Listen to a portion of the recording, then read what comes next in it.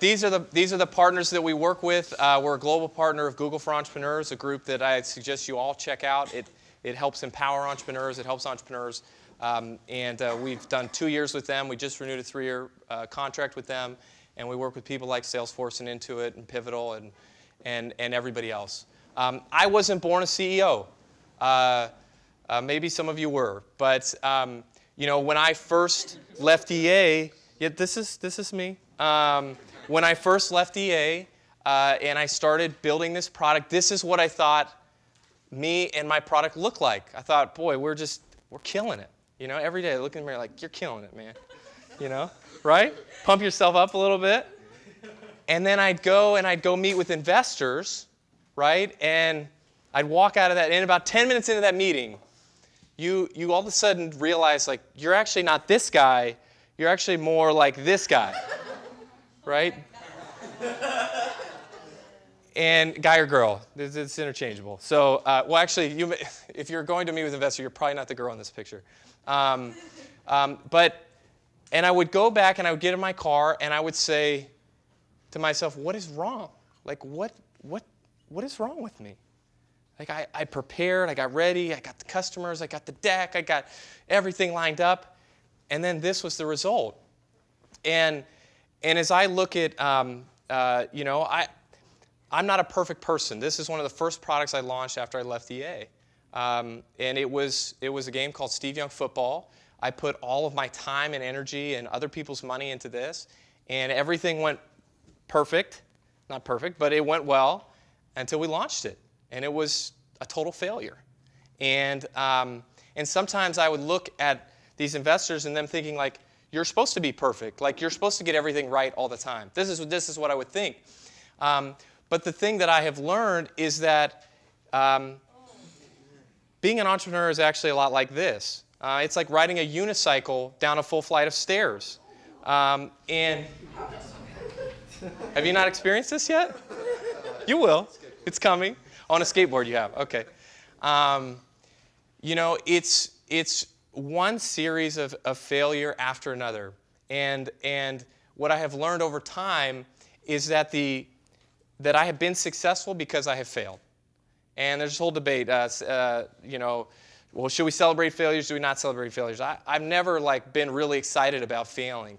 But what I have realized is that if I didn't fail, startup grind would have never happened. If I didn't fail, other things would have never happened. And it's the same thing with life, right? Like, you can't find the person you need to marry unless you fail a lot with dating, right? You need to get to the right person. You need to get to the right fit. It's the same with products. It's the same with starting companies.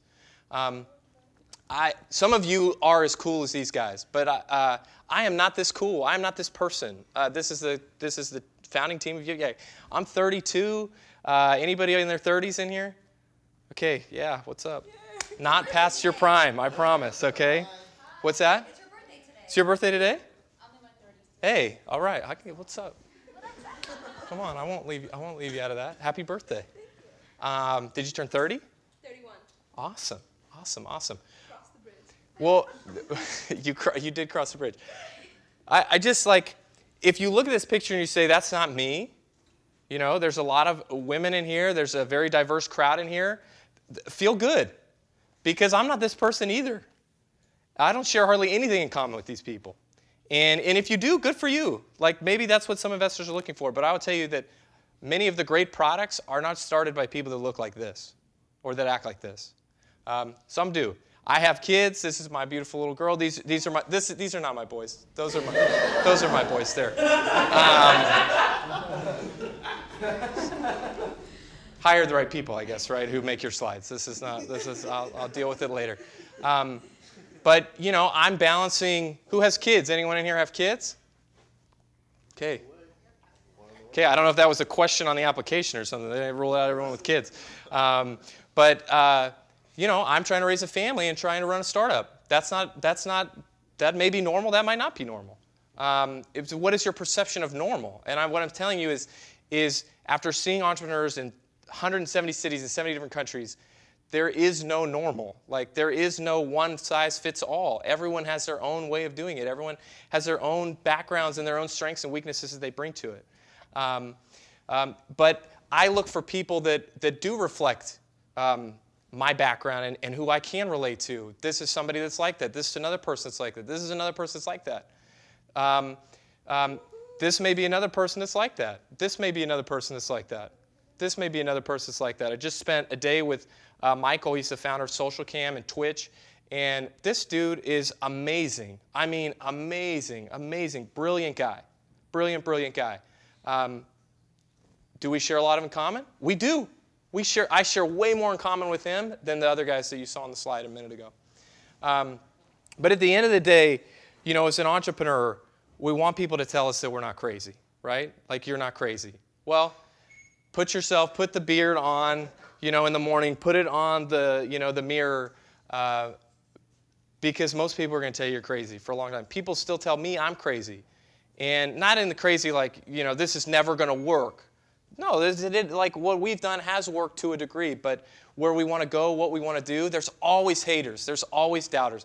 I had an entrepreneur in my office 2 days ago crying because someone had told her that what she was doing could not be done, and literally a few months later, they built exactly what they told her she could not do.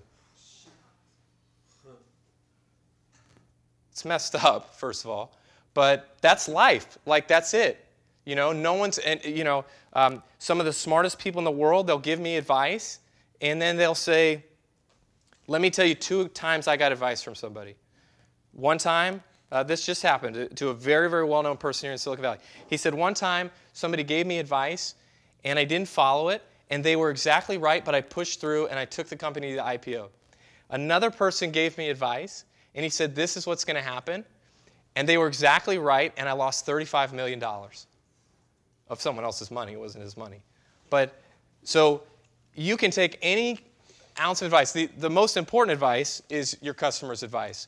But you seeing the world differently, this is how I see the world. When I see a dollar bill, this is what I see. Okay? Well, some of you are hair people. That's okay. Yeah. This is the thing with bald people. I'll just let you in on a little.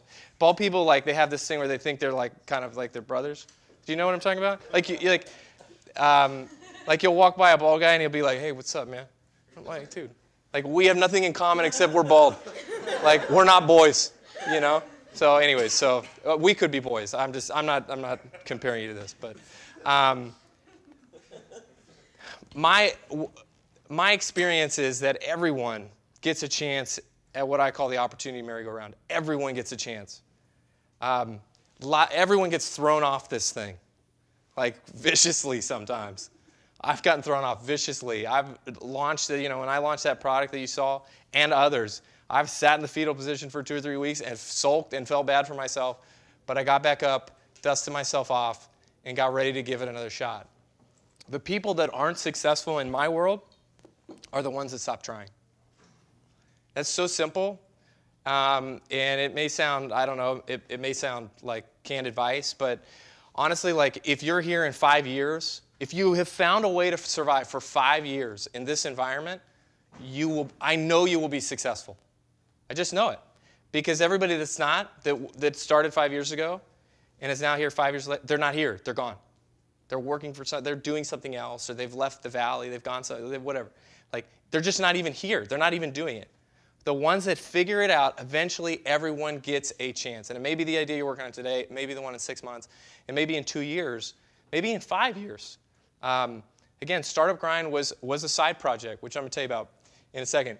Rovio, 50-second game. This is the 50-second game they worked on. They built 51 games before that. Many of them were not for themselves. They were a contractor. They built games for people like EA and other people. But the 50-second game was Angry Birds. What if they had stopped?